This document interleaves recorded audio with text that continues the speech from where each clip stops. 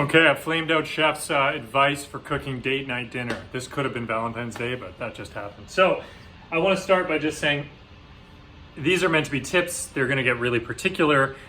Hopefully you can pull one or two out of the 6 or 7 I'm going to mention, and you can use them, not to be taken as every single one you have to do. Number 1, invest in wine glasses. So your friends come over. I'm a big fan of mason jars.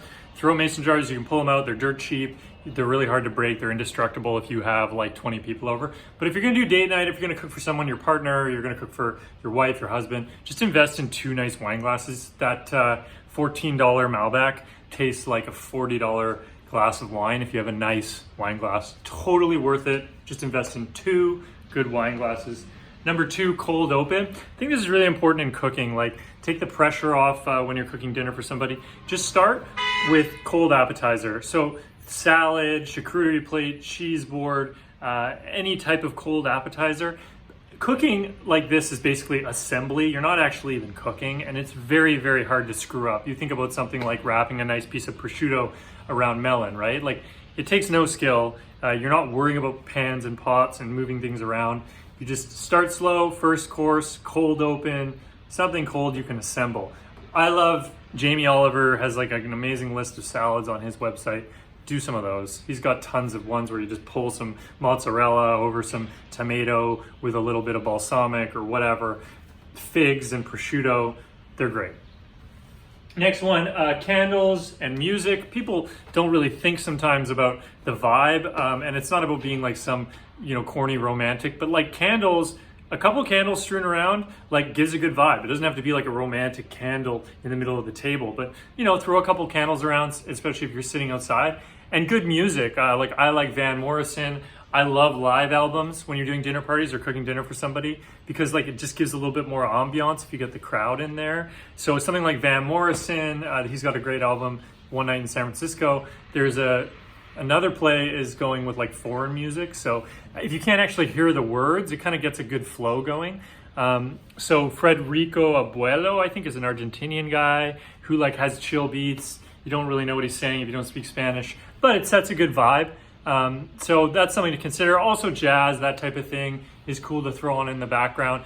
And it's crazy. It's not corny. It works. It's like a couple candles, a couple decent, good vibes music, and it really can heighten like any type of experience of cooking for someone. The next one I want to jump into is just try to make the main course together. Like this is, whether you've been married for 20 years or this is a first or second date, whatever, try to involve the person you're cooking for in the process. In certain relationships, in certain marriages, you're gonna wanna let the other person kick their feet up and cook for them. I get that. But generally speaking, early on in a relationship and dating, like it's fun to, like the less someone's just standing there watching you cook, the better off you're gonna be.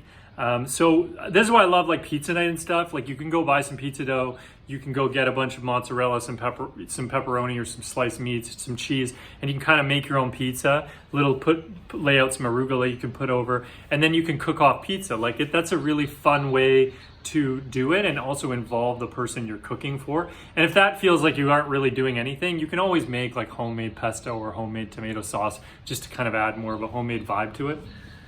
Next one, and there's only 3 left here.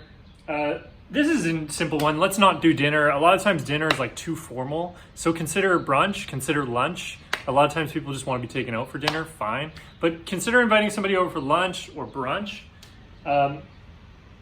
This is a good one. Cook something with a story. So this might be your mom's goulash. This might be, the larb recipe you learned when you were backpacking through northern Thailand. It's pretty irrefutable when you're cooking for someone to make something that means something to you. And it just makes the meal a little more interesting. It allows you to tell a backstory. And honestly, you'll probably just care more about what you're cooking, especially if it's a family recipe or something. If it's Uncle Tony's rigatoni, vodka sauce, whatever. It makes it a little more interesting, and it's a good starting point of like when you think, okay, what am I gonna make this person? The next one, the most crowd-pleasing dessert I know, honestly, I've tried a million different desserts over the years, creme brulee, souffles, all these fancy stuffs. really, really good hot chocolate. Okay, just make like dark chocolate melted down with hot milk, and go find like artisan fancy marshmallows. Okay, so you literally just serve a beautiful hot chocolate with a floating tasty marshmallow. If you want to get really crazy, you will torch or something, you brulee the marshmallow. But it's so simple, especially even if you're cooking for like 4, 5, 6, 7 people. It's so simple. There's something nostalgic about kind of like maybe we all sat around a campfire and had a great hot chocolate once in our lives, but it's super cozy, it's fun, it's easy. People love chocolate, the little artisan marshmallow tip. And I think you can get most of that stuff like at like Walmart. You can get that stuff at like grocery stores now, fancier marshmallows. So just anything sort of above Jet Puff, you know, no hate to Jet Puff. They have their place in s'mores and stuff, but something a little fancier. That's an easy dessert.